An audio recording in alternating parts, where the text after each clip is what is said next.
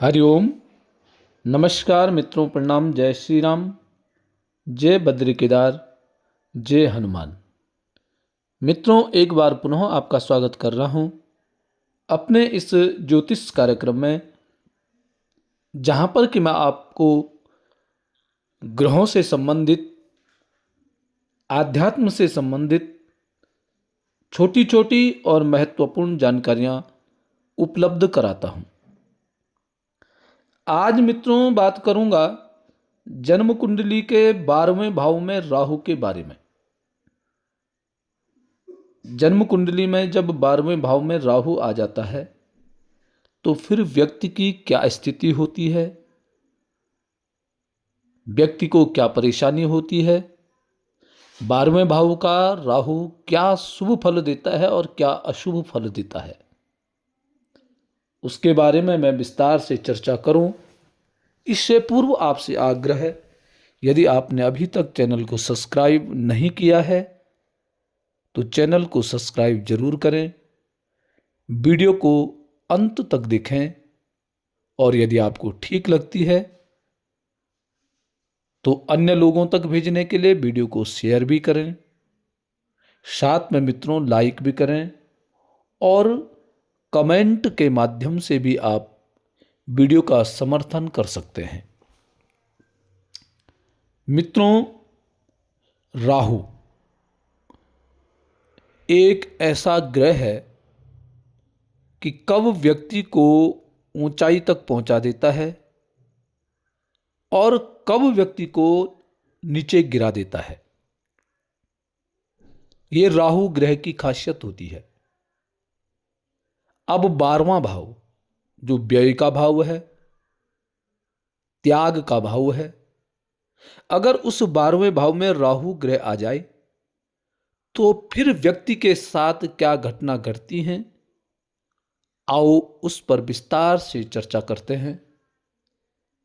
विस्तार से जानिएंगे कि 12वें भाव में राहु की क्या स्थिति बन जाती है।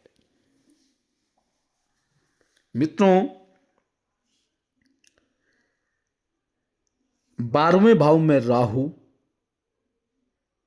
व्यक्ति की जो ओवर थिंकिंग होती है उसका जाल बिछाने का काम करता है।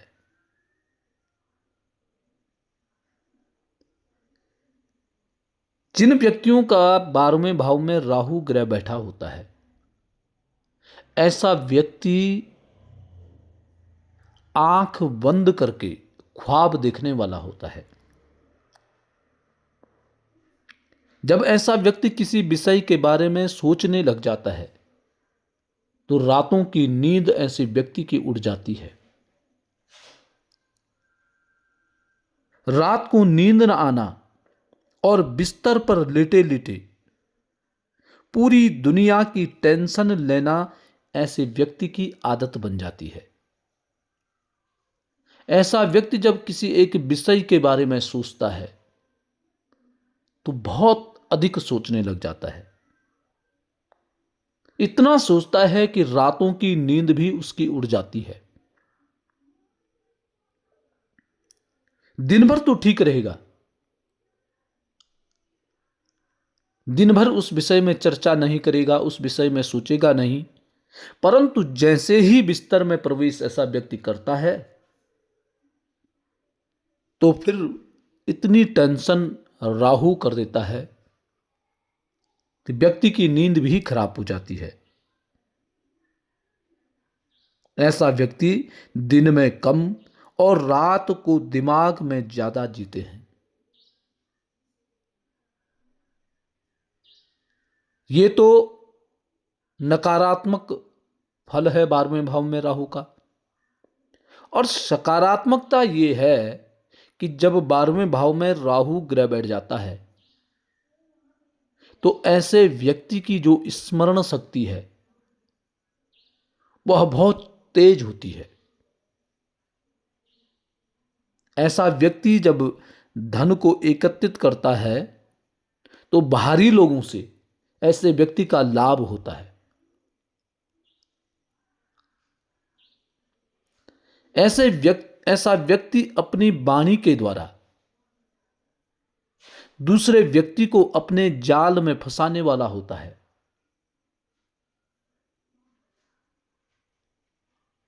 हर कोई ऐसे व्यक्ति पर विश्वास जल्दी कर देता है।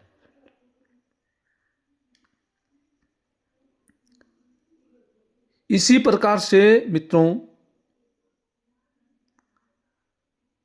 दूसरे भाव में यदि आपका मंगल है तो ऐसा व्यक्ति क्या करता है, कड़वा सच बोलने वाला होता है। सत्य बात बोलेगा परंतु कड़वा बोलता है। कोई भला माने चाहे कोई बुरा माने, ऐसा व्यक्ति एकदम से स्पष्टता से बातों को बोलने वाला ऐसा व्यक्ति होता है। ऐसे व्यक्ति दिल के बुरे नहीं होते हैं, साफ दिल के ऐसा व्यक्ति होता है। परंतु जब ऐसे व्यक्ति को क्रोध आता है, गुस्सा आता है, तो आपकी जुबान इस प्रकार से चलती है कि ऐसे व्यक्ति को स्वयं भी पता नहीं होता है कि मैं क्या बोल रहा हूं। इतनी स्पीड से बोलता है, इतनी तेजी से बोलता है कि दूसरे के हृदय को छलनी छलनी कर देता है। आप सच इतना कड़वा बोलते हैं कि सामने वाला चाहकर भी आपको भूल नहीं सकता है। इस प्रकार की स्थिति दूसरे भाव में बैठ कर के मंगल ग्रह कर देता है। तो जिन जातकों का दूसरे भाव में मंगल होता है, ऐसे व्यक्ति से उलझना नहीं चाहिए। ऐसे व्यक्ति के ऐसे कोई कार्य नहीं करना चाहिए जो कि ऐसा व्यक्ति क्रोधित हो जाए।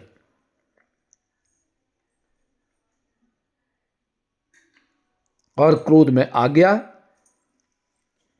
तो आप ऐसे व्यक्ति की जुबान को नहीं रोक सकते हैं। ऐसा व्यक्ति ऐसे जुबान को बोलता है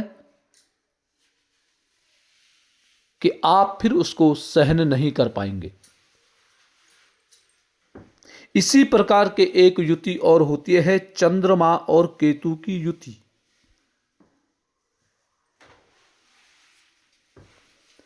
चंद्र और केतु की युति जब बनती है तो व्यक्ति को अकेला रहना पसंद होता है। ऐसा व्यक्ति अकेले में ज्यादा रहने की कोशिश करता है।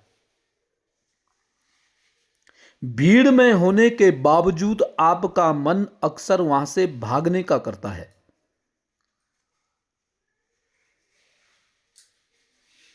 आप ज्यादा भीड़ भाड़ वाले इलाके में अधिक समय तक नहीं रह सकते हैं, नहीं टिक पाएंगे।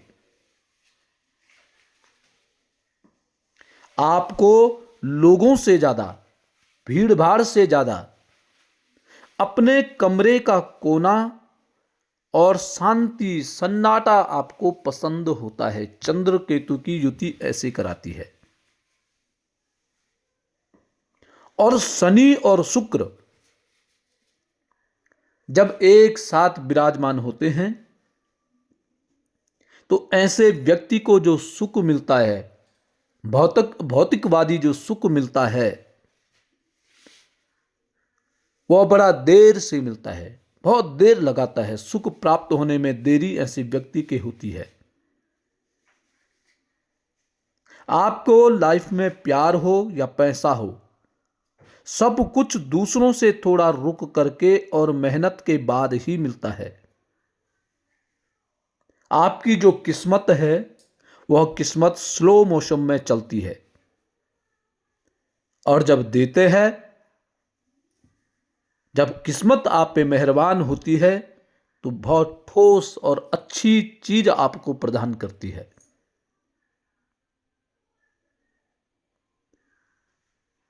मित्रों, और एक युति है बृहस्पति की 5वीं और नवमी जो दृष्टि होती है, बृहस्पति जिस भाव में बैठता है वहां से पांचवा और नौवीं जो दृष्टि होती है वह अदृश्य शक्ति का हाथ होता है।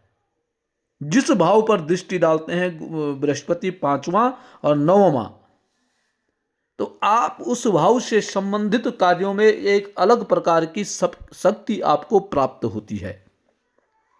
आप कई बार बड़ी मुसीबतों में फंसते फंसते और बाल बाल बच जाते हैं। ऐसे नेक वक्त पर किसी ने आकर आपको जैसे बचा दिया हो, ऐसी स्थिति पैदा करती है बृहस्पति ग्रह की पांचवी दृष्टि, बृहस्पति ग्रह की नवमी दृष्टि ऐसे शुभ फल प्रदान करती है। बृहस्पति ग्रह आप जहां बैठा होगा वहां से पांचवा और नवमी दृष्टि शुभ फलदायक होती है।